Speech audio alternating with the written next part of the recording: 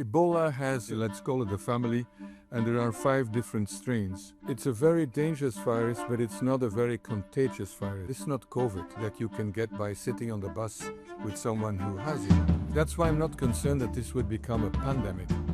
Peter Piot, who helped identify Ebola 50 years ago and has studied viruses ever since. Do you think that when you got COVID yourself and got it badly, did it change something in your own perception? Yes, actually, I was scared to die. It's a lesson in humility, and we are human beings at the end of the day. From Bloomberg Weekend, this is the Mishal Husain Show. Imagine this scene, if you will, from 1976. A group of scientists go to Central Africa to investigate a mysterious new virus spreading in the country that was then known as Zaire. One of them, Peter Piot, has already investigated a blood sample back at his lab in Belgium, and he's seen something strange and unknown. Then, at the heart of the outbreak, they work out in days how it's being transmitted from person to person. And soon it has a name, Ebola, from the nearby Ebola River. Today, the country they visited is called the Democratic Republic of Congo, and it's where there is a new outbreak of Ebola. Everyone hopes that it's not as bad as the one in 2014, which killed more than 11,000 people in 6 countries, including the United States. But Ebola is a frightening word, not least because through COVID, we all now know what a pandemic is like. So for this episode, I wanted really to understand this virus, demystify it, if you like, work out what you really need to know, how you get Ebola, how long this outbreak might last, what vaccines there are. But talking to Peter Piot is also a journey into science and discovery in the widest sense, because after Ebola, he went on to become a leading figure on HIV. And now, as he reveals, he worries too about what he calls an epidemic of misinformation. So I hope you get as much out of this conversation as I did. It begins with Peter joining me from his home in Belgium. It's very good to talk to you, Peter, and I'm especially grateful for your time because I know you're just back from a long trip and with many demands on your time given the situation in DRC.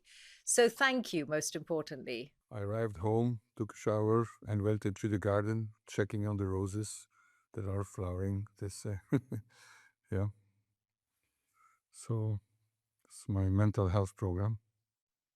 So I might, if I may, at various times, I might go back and forth between 1976 and the present day, just because you have all of this knowledge and it helps to set us.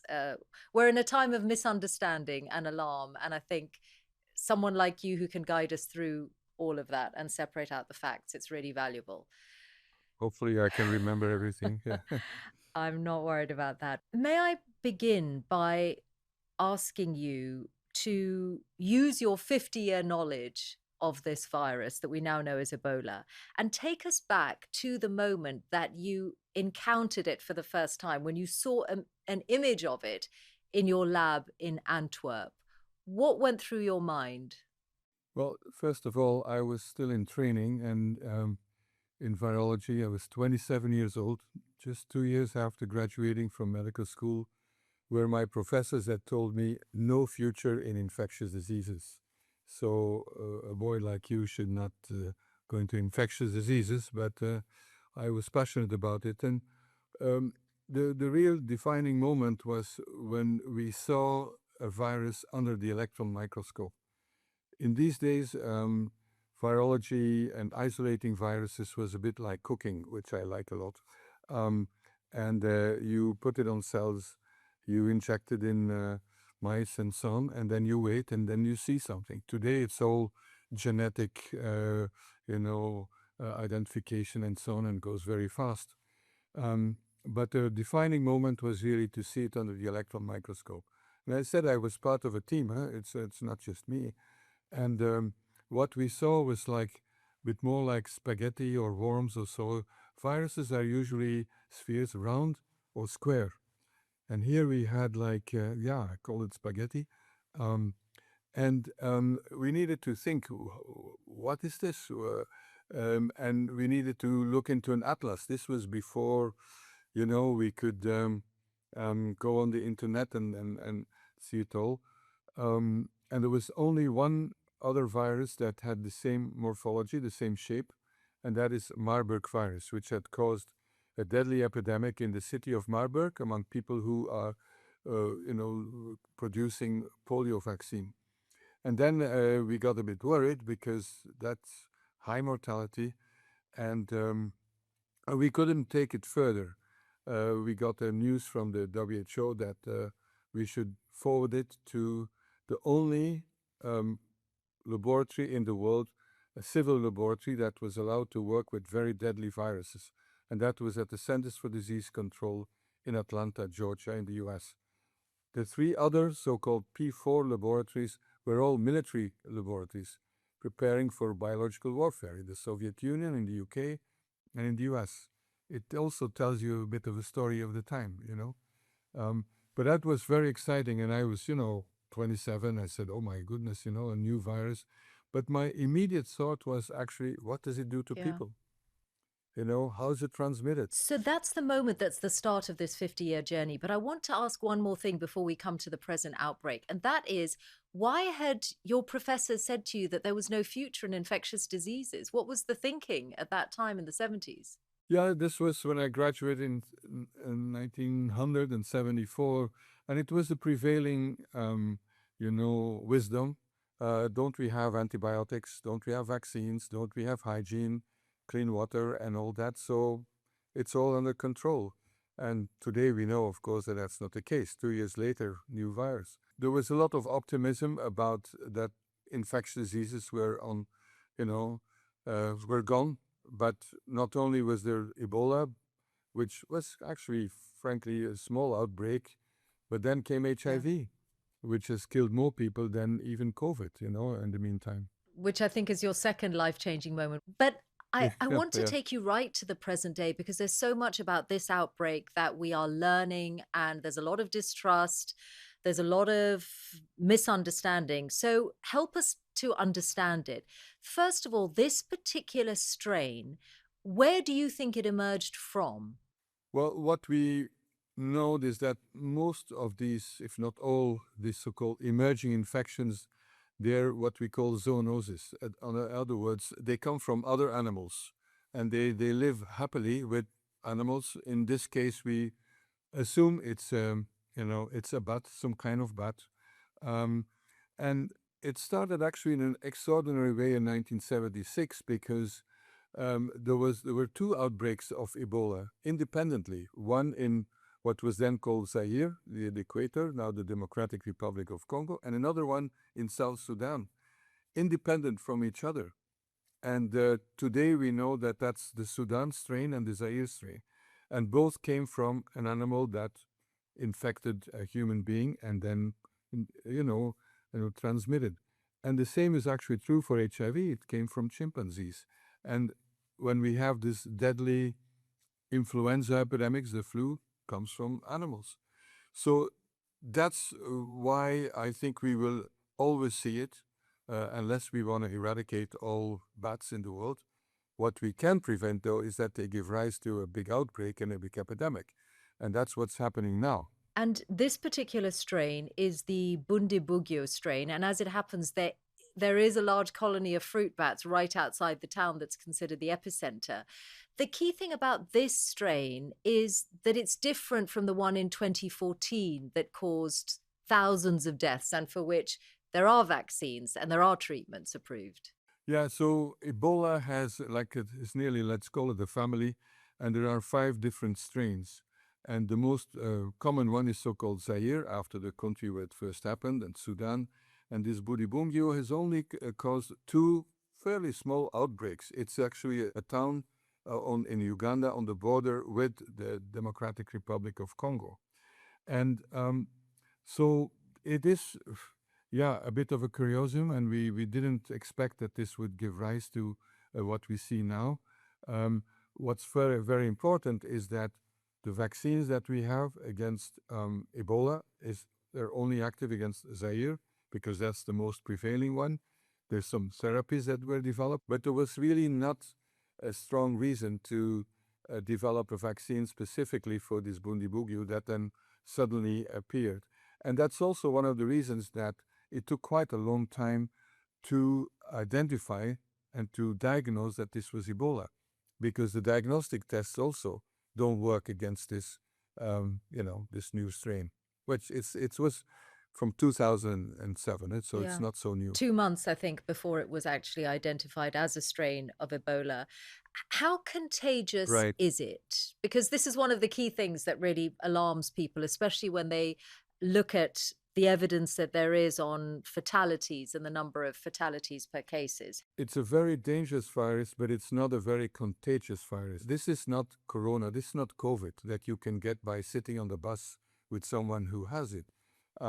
You really need close contact, and you need to be exposed to body fluids. That is why it's household contacts, often the women who care for someone, a child or an adult with Ebola.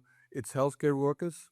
Let's not forget in 2014, when there was the biggest outbreak that we know in West Africa, it killed 1,500 healthcare workers, doctors, nurses, laboratory workers, and so on, because they also have close contact. And that's more cultural. In Central Africa, funerals are also a very dangerous moment because people say goodbye, adieu, to their loved ones by touching them, by hugging them before they're kind of buried. And that also gives rise to explosion.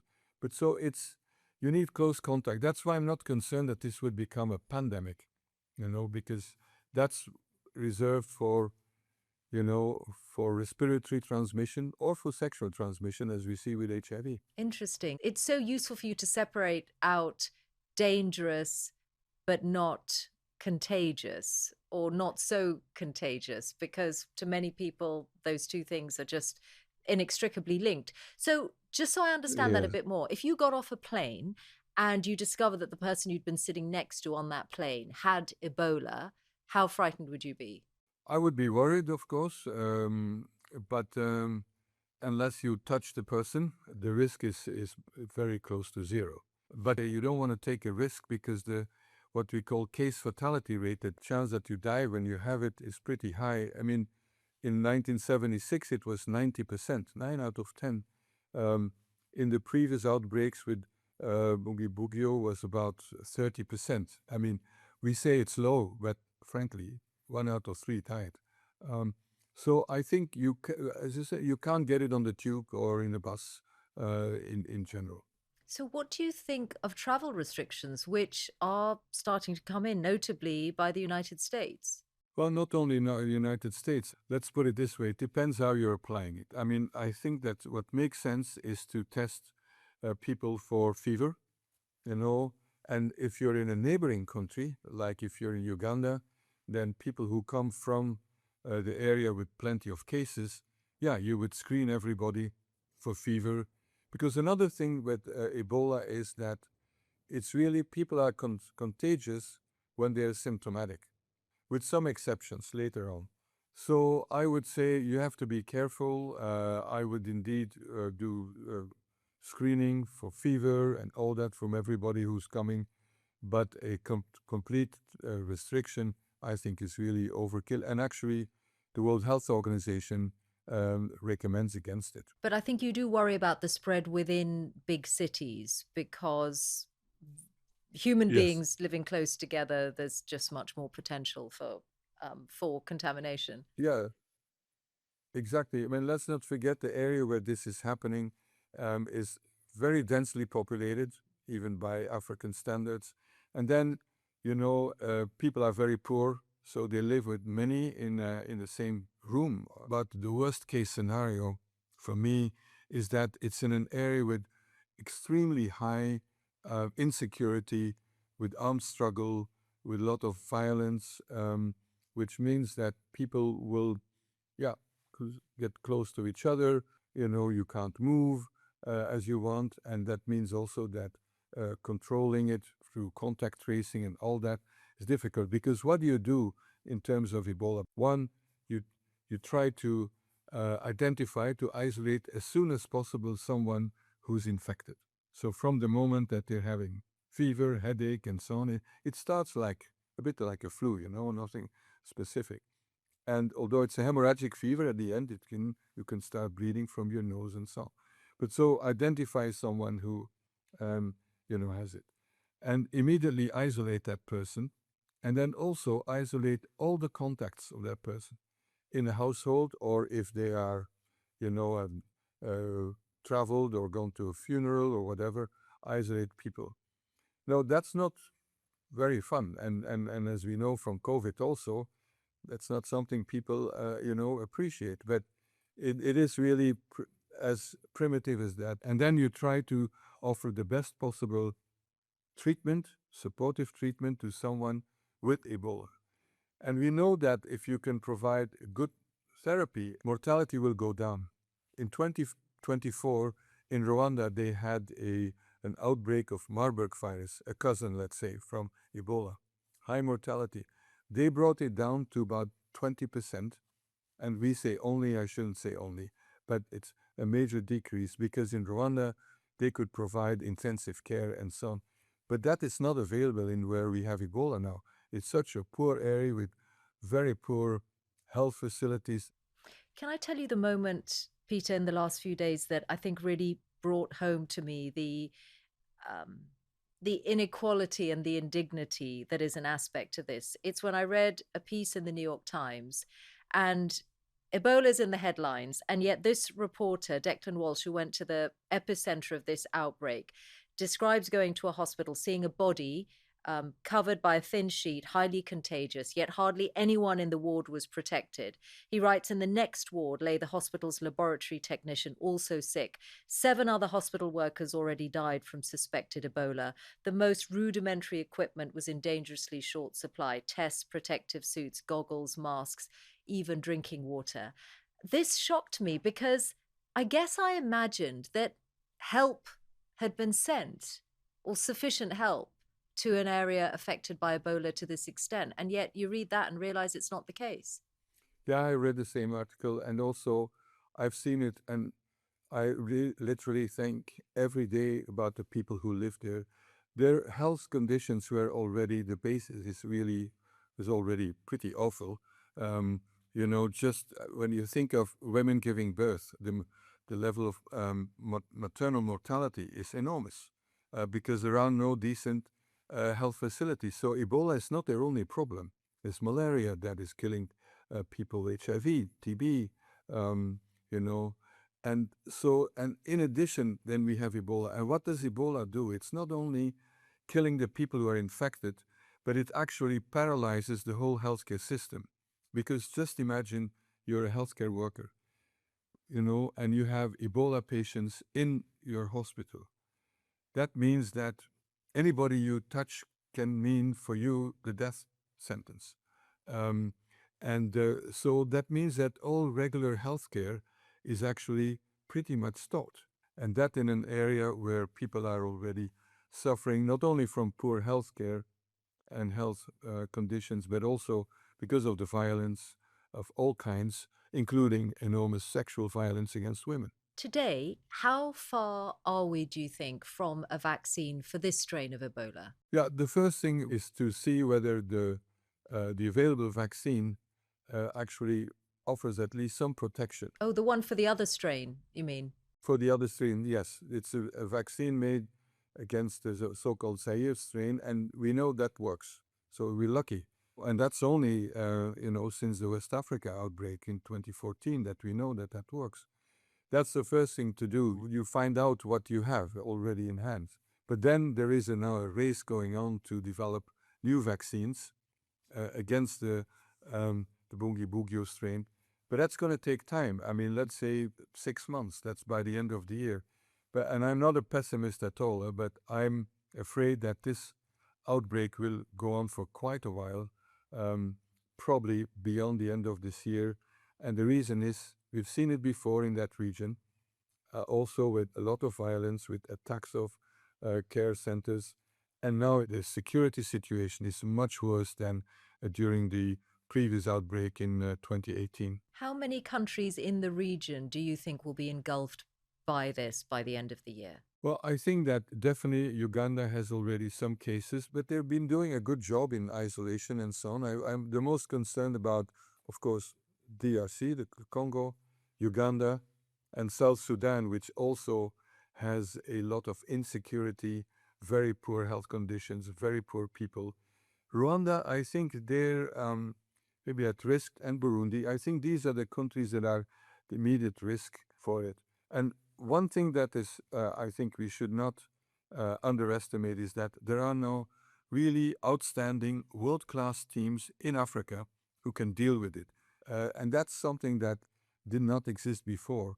So the capacity is there, but the means are not there. We need to really support them. And the fact that you think it's worth trying the vaccines for the other strain to try and give people some protection. What are stocks of that like? How much of a challenge would it be to mass vaccinate the key region in the DRC for starters? Gavi, the Vaccine Alliance, has quite a big stock of, I don't know the numbers, but it's tens of thousands. And the way to deal with this is not to vaccinate everybody, but what we call ring vaccination. So what does it mean? It's I have Ebola, so everybody around me will be vaccinated because these are the people at high risk.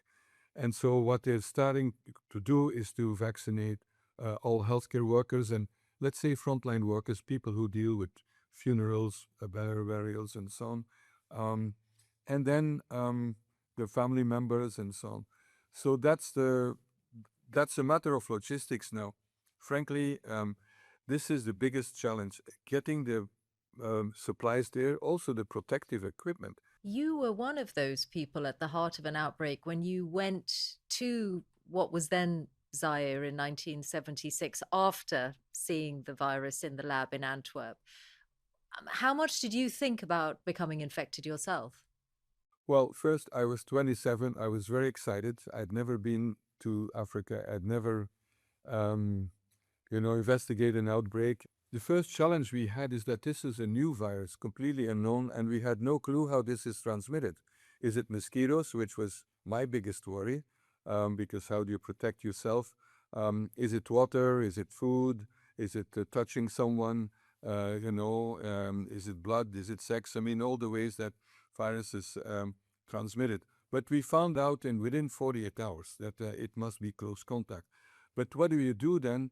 We were protecting our eyes. I used motorbike goggles because they're very close, a mask for mouth and nose, and then gloves. But nothing like what they use now in terms of, so-called protective equipment. It just wasn't there. But we were careful. But on the other hand, I drew blood, I touched patients, and we couldn't do much for them. How did you discover in 48 hours how it was transmitted? Because, I mean, this is 50 years ago in a really challenged part of the world, even more challenged than it is today. Oh, yeah, there was definitely no AI to tell us what it would be, not even mobile phones. But you ask yourself three questions when you're in front of an epidemic, and that is time, place, and person. In this case, we said, when did they die? And then you see, and it goes up and up and up. It's an epidemic. And then we saw it was going down. Okay, very interesting. Then you ask, okay, when did it go down? And then it turned out that when the hospital was basically closed, 11 out of 17 hospital workers had died. Secondly, place. We mapped it out and we saw that the closer you live to the hospital, the more likely that you have it. And thirdly, most important, who? Person. And so you map it out by age and sex. It's as simple as that. And what did we see? Very few children were died and were infected. Okay, that it makes it very unlikely that this is mosquitoes, insects, or that it's water or so. Why? Because why would children be saved? And secondly, we found that there were twice as many women between 18 and 30 who died than men. And since we were a bunch of men, it took us 24 hours to find out what's the difference between men and women. Of course, women can get pregnant at that age. And then you start, say, oh, okay, were they pregnant? And indeed, were the excess of women were pregnant women or women who had just delivered and they had been at the hospital. So everything pointed to the hospital. It's not really rocket science. And then you use your brain and you talk to people. I also asked in the villages, how do you think that it's transmitted? And, it's more like journalism, a bit of detective story.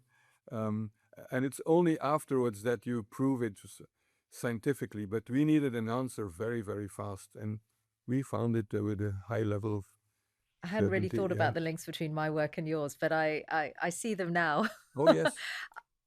Well, I definitely. No, I hesitated between a journalism or detective or something like this, but epidemiology. and I think one of the sad moments when you wrote about it in your book, you realized that these very well-meaning nuns who had seen fellow nuns die from this mystery virus, uh, you were the one you and your team who realized that inadvertently, through the syringes they were using in that hospital, they were inadvertently spreading the virus and passing it from one woman to another. These pregnant women who had gone to an antenatal clinic, that the mortality was very high. But then it took a while to find out that there were only 3 syringes and that they were not sterilized only at the end of the day. And then, this is the most effective way of transmitting a virus.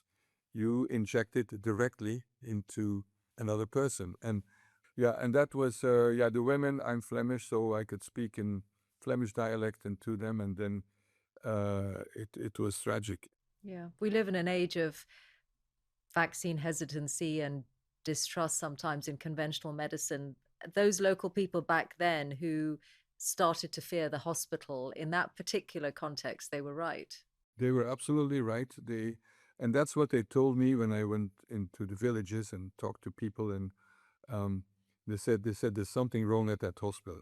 That's when we stopped going there. But you mentioned something that is now extremely um, important and is added to violence in the region, and that is the lack of trust amplified by social media, conspiracy theories.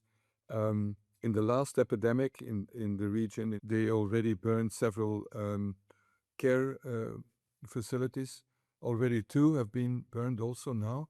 And so on the one hand, I understand it. I mean, just imagine you have Ebola, you are put in isolation and you die in isolation, and then all your family sees is a plastic bag.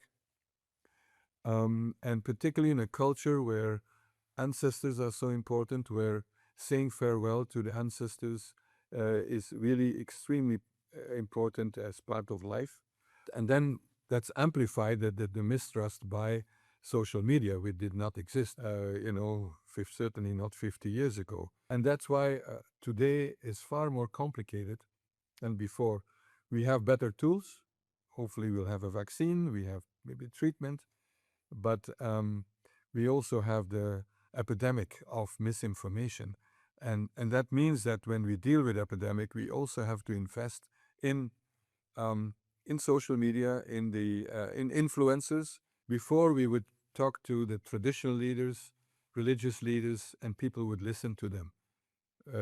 That's still the case, but not with young people. There are people, companies, universities working on a vaccine right now. But I wonder if you have a message to the pharmaceutical industry more widely, given that today it's clear how much money there is to be made from weight loss drugs. And there was a study out the other day that said that obesity drugs have displaced oncology drugs as the largest contributor to the industry's pipeline value. That's happened for the first time in more than a decade.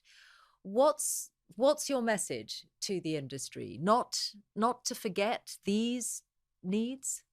Well, my message is not only to the industry, but also to governments and public authorities. We really need to invest in vaccines, but also drugs against viruses, antiviral drugs that we will need when there's the next epidemic. Because what we now see is this cycle of, okay, there's a new virus or a new epidemic, panic. And then we scramble and there's money and we will have, I'm quite optimistic, some vaccines. And then we forget. You know, think of COVID. We've forgotten. And psychologically, I understand you don't want to remember all the time all the bad things that happened. But as a public authority, we can't do that. So we need to continue to invest in preparedness. And that needs industry. And, there is what we could call, there's no market incentives. Making a vaccine against Bungi Bugyo virus, I mean, that requires public money. Fortunately for vaccines, we have CEPI, Coalition for Epidemic Preparedness Innovation, and that's working. And like in the European Union now, we have HERA.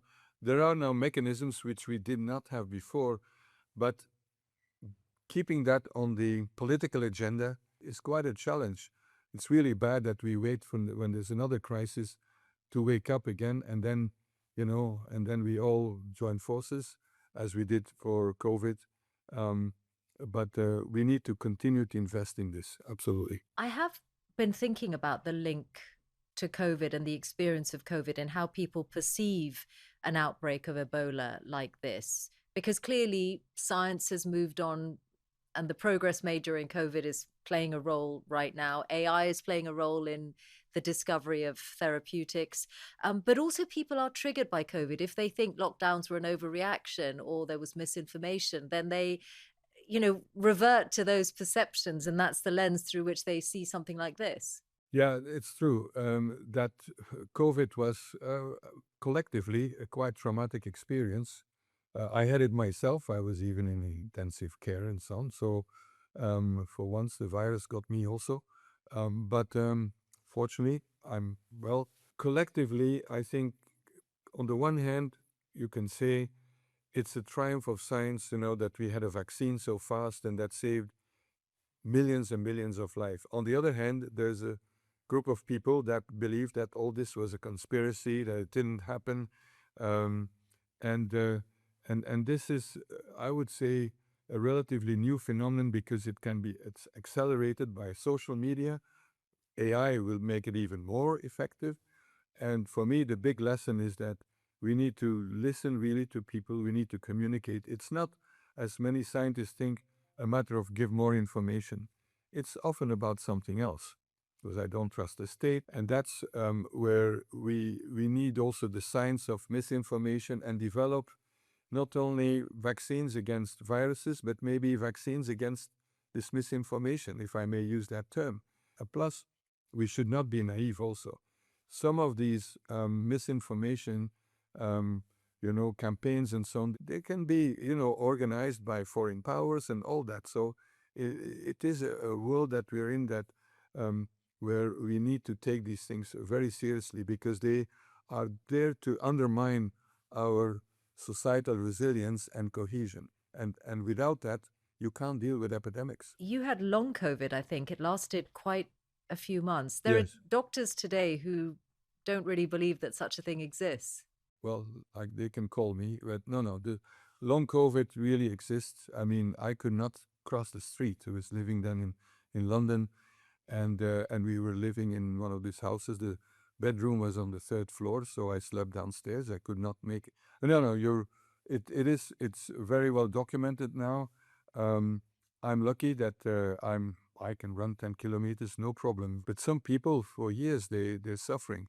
And fortunately, there's quite some research going on now, but we still haven't found exactly how to treat it. It may be a mixture of other things, but I'm optimistic that thanks to the investments in dealing with long COVID, we will also, hopefully, find treatments and a way to, to manage people who have this kind of chronic fatigue syndrome due to other viruses. Do you think that when you got COVID yourself and got it badly, did it change something in your own perception of or relationship with viruses after so many years of having been in contact with pathogens? Yes, actually. One, I was at some point scared to die. That's one thing. But it made me realize that, we're all vulnerable. It can happen to anybody. And it made me also more, how to say, interested not only in the virus, but also in the people. And certainly, I'm privileged because we were living in London and the healthcare is there and so on. But going back to where we have Ebola, there is no safety net. It's a lesson in humility, and we're human beings at the end of the day. And having done detective work on more than one virus, what is left for you to solve? Do you still have a burning scientific desire or another problem that you just are longing to get to grips with fully? I'm 77, so supporting young people to take it on, new ideas.